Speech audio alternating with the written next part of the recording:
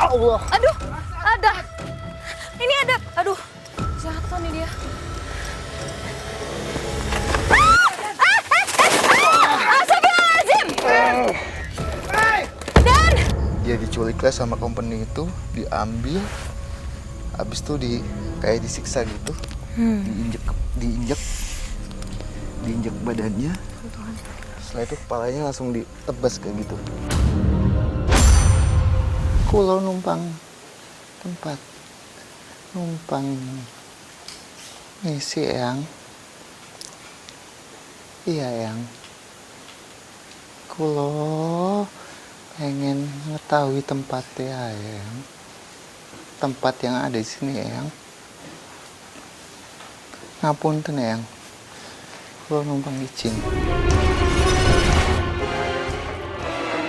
Sosok perempuan yang sepertinya dicekuk. sosok kita itu semakin dekat.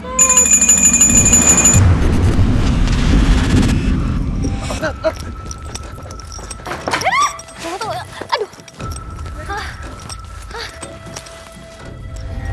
Allah. Aduh, ada. Ini ada. Aduh, jatuh nih dia. Astagfirullahaladzim. Dan Lantas, apakah penelusuran kami malam ini harus terhenti akibat insiden yang dialami oleh Den Ananda? Sebagian besar mitos dan kisah mistis di area Villa Joglo ini mulai terkuak. Namun tak bisa disepelekan, insiden jatuh terperosok yang dialami oleh Nanda membuat pertimbangan besar, akankah penelusuran ini dilanjutkan atau harus terhenti dan menyampingkan beberapa mitos yang masih belum tuntas. Tim tolongin dong. Dan wah, itu khawatir banget. Bener-bener khawatir banget. Karena ini kan kita penelusuran cuma berdua ya. Artinya kalau sampai ada hal fatal yang terjadi sama Den, wah ini kita bisa-bisa, yang pertama sih aku akan khawatir sama Den ya. Yang kedua adalah aku khawatir juga kalau kita nggak akan menuntaskan penelusuran malam hari ini gitu. Karena dia tiba-tiba lari, bukan hanya lari, tiba-tiba dia kayak nyungsep gitu ya. Nyusruk langsung ke salah satu tempat kayak, dan itu dalam loh, mungkin dalamnya kayak 1 meter lah ya. Tunggu, napas dulu, jangan langsung jalan. Penelusuran pun kami hentikan sementara guna memeriksa keadaan Den Ananda. Oke, ini kita udah bisa lanjut lagi, tapi Den, Siap. beneran udah nggak apa-apa. Aman. Bisa jalan ya? Bisa. Aman Insya ya? Allah aman. Tapi emang sosok itu masih ada di atas ujung itu. Sosok itu yang tanpa kepala itu masih ada di atas dengan dia begini nih, posisi kepalanya dipegang dengan dia bilang gini, kamu company ya, kata dia. Mungkin Mbak Nat dengan penampilan bulenya mungkin. Habis itu saya tanya lagi, kamu dulunya kenapa bisa kayak gini kejadian masih tanpa kepala itu? Jadi pada saat zaman Belanda itu dia itu sempat dipenggal kepalanya sama company Belanda di wilayah bukit ini. Ya, kita sambil jalan. Baiknya tak ada cedera serius yang dialami oleh Den Ananda dalam insiden jatuh tersebut. Sehingga penelusuran pun akan tetap dilanjutkan dengan kondisi Nanda yang harus berjalan sedikit tertatih. Den, gimana? Ya, kita coba ajak komunikasi di sini kali ya. Tadi kan kita nggak bisa untuk naik ke atas. Iya, Karena terlalu emang- bahaya juga ya. Iya. Curam banget soalnya di situ, jadi kita nggak bisa lama-lama juga. Karena takut ya, berbahaya. Jadi kita coba ajak makhluknya itu untuk kesini. Mau dia, nggak apa-apa ya.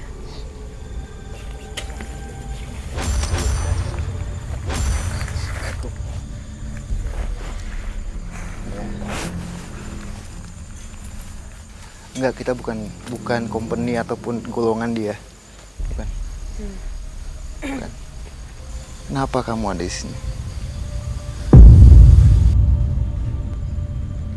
Jadi dia bilang sama kita adalah yang pertama kenapa kepalanya bisa tidak ada. Pada saat itu dia lagi jalan untuk mengambil ilalang, nebasin ilalang. Pada saat dia jalan ketemulah sama company itu kayak semak-semak itu kayak dia nongol tuh company itu dengan menggunakan senjatanya. Dia senjata, habis itu ujungnya kayak ada pisaunya.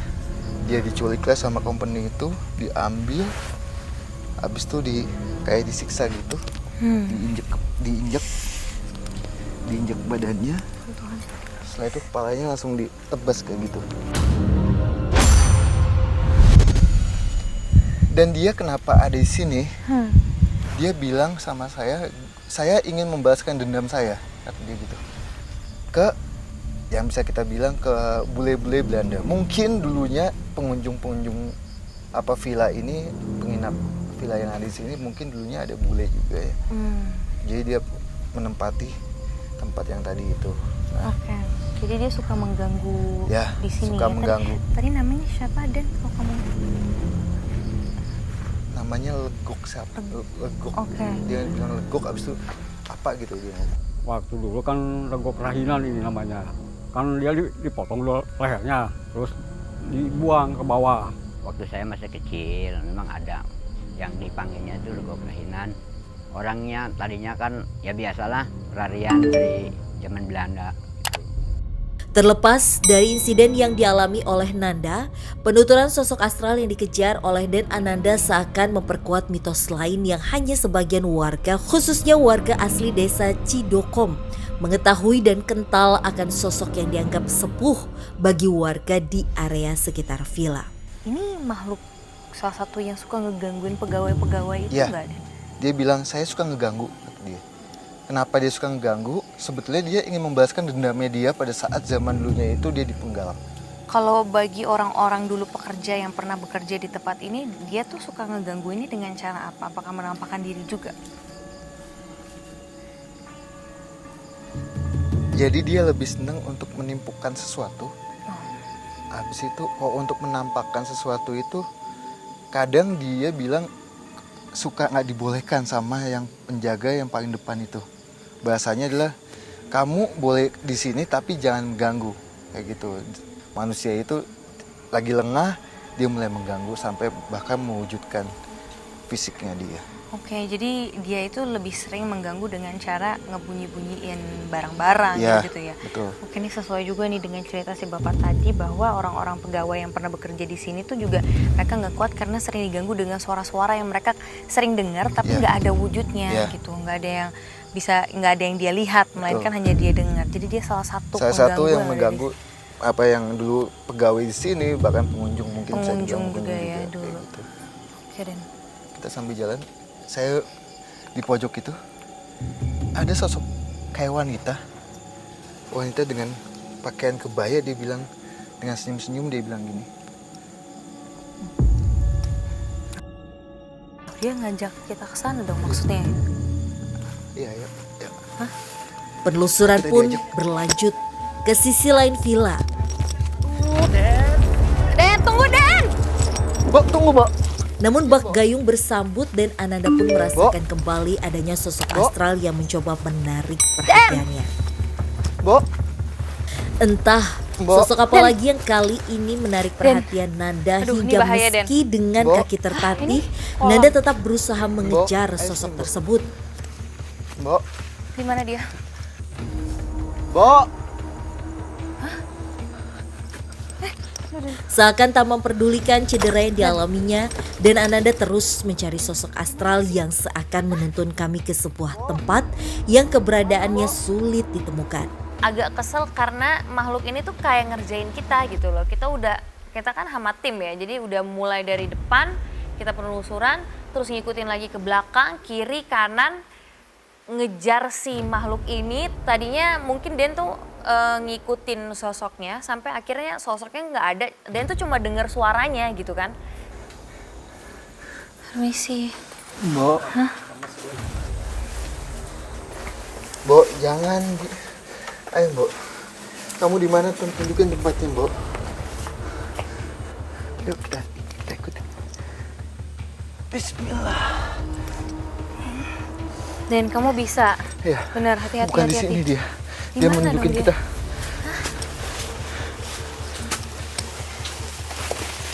Mbok. Jangan gitu dong, Mbok. Kita baik-baik, Mbok. Ayo tunjukin tempatnya, Mbok. Di mana sih Den? Tadi ini kita udah lewat sini nih. Dia kayak ngajak kita main. kayak dia tiba-tiba ngilang. Pada saat kita datangi ngilang lagi. Bo, Coba Den.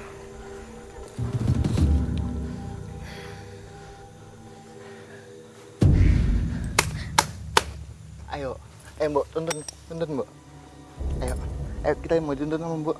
Tunggu. Ayo kita Yuk, jalan. di mana dia? Dia bilang ke tempat sesuatu kayak bangunan. Di situ ada apa namanya? Gendang, kayak semacam gendang. Itu di mana ada gendangnya? Ada gamelan di mana? Di mana sih? Aku sempat dengar tentang gamelan ini, tapi aku juga nggak tahu tempat pastinya tuh di mana. Ayo, Mbok. Bisa? Mbok. Tuntun, Mbok. Ayo kita. Bismillah. Ya, Bismillah, permisi. Dan hati-hati ya. Dia ngomong sama saya, bangunannya itu nggak susah ditemuin emang kata dia. Gamelan, yuk. Permisi. Permisi Dan, hati-hati. Dan benar saja, Nanda berdiri di sebuah ruangan yang letaknya tersembunyi dari bangunan lain, bahkan aksesnya tertutup semak belukar.